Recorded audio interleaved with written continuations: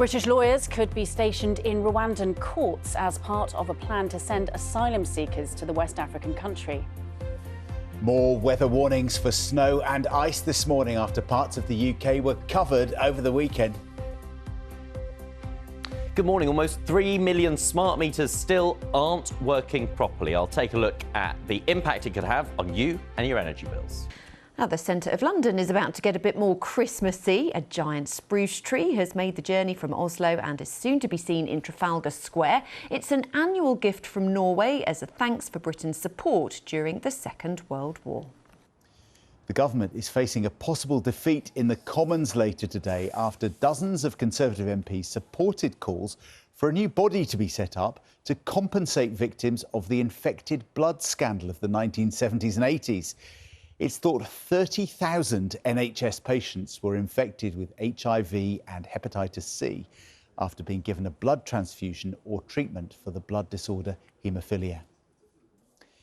Now, you might remember last week we told you about the UK's only two giant pandas. There's only one of them. There's another one as well, getting ready to leave Edinburgh Zoo, where they've lived for the last 12 years. Well, it is time to say goodbye. Today, Yang Guang and Tian Tian are heading back to China. Right, let's look at this morning's papers, shall we, this Monday morning. And the Daily Mirror today is reporting that Sir Keir Starmer is facing a backlash to that article over the weekend in the Sunday Telegraph, in which he credited Margaret Thatcher with bringing about what he called meaningful change during her time as Prime Minister.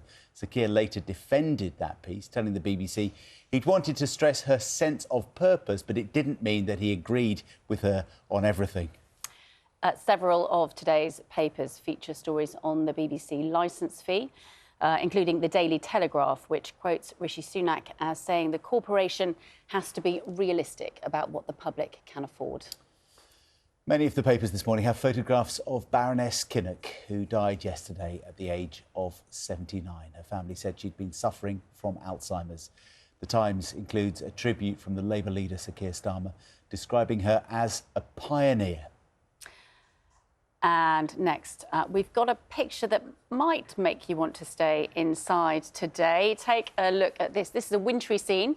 This is outside of a beach in Blythe in Northumberland this weekend. And it sounds like more to come, isn't it, from the weather, as the Met Office has issued a yellow warning for ice across much of northern England, the Midlands and northern Wales until midday. So maybe not a day today at the beach? No, I think not. But that is a cracking shot, isn't it? It really is. Absolutely lovely. And if you've got Monday's front pages, beginning with The Times, reporting that Britain's weight problem is now costing almost £100 billion a year, and the job market is feeling the strain, according to new analysis.